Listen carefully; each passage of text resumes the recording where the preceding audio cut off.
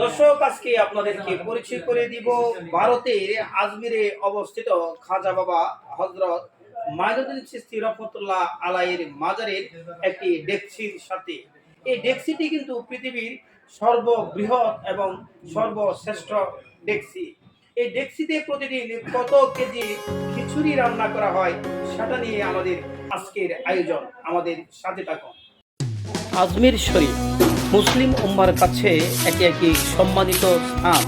প্রতিদিন ভারতবর্ষ সহ পৃথিবীর বিভিন্ন দেশ থেকে এই গরিবে নেওয়াজ হযরত খাজা মাইনুদ্দিন চিশতি রহমতুল্লাহ আলাইহির মাজারে অগণিত ভক্ত এবং সাধারণ মানুষ আসেন মাজার জিয়ারত কিংবা তাদের মানত পূরণের উদ্দেশ্যে।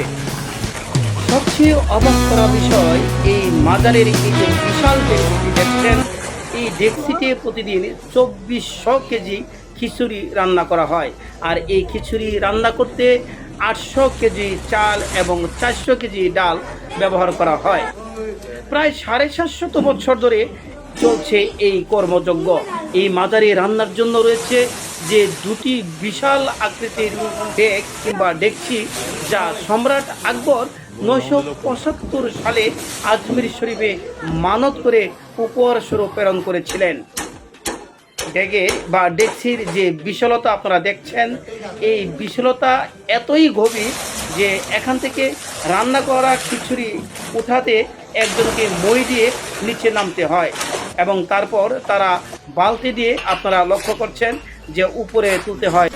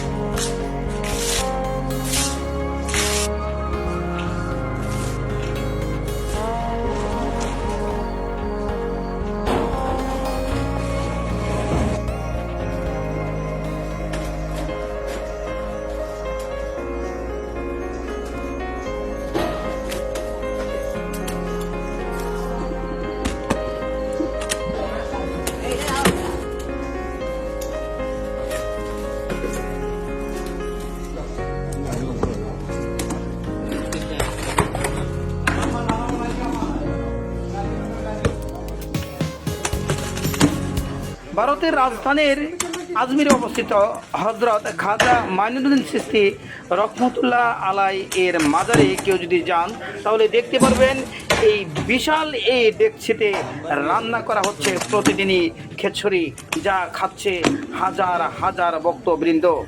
আপনারা যদি বাস্তবে এই মাজারে যান, তাহলে অবশ্যই আপনারাও দেখতে পারবেন এই ডেকচি।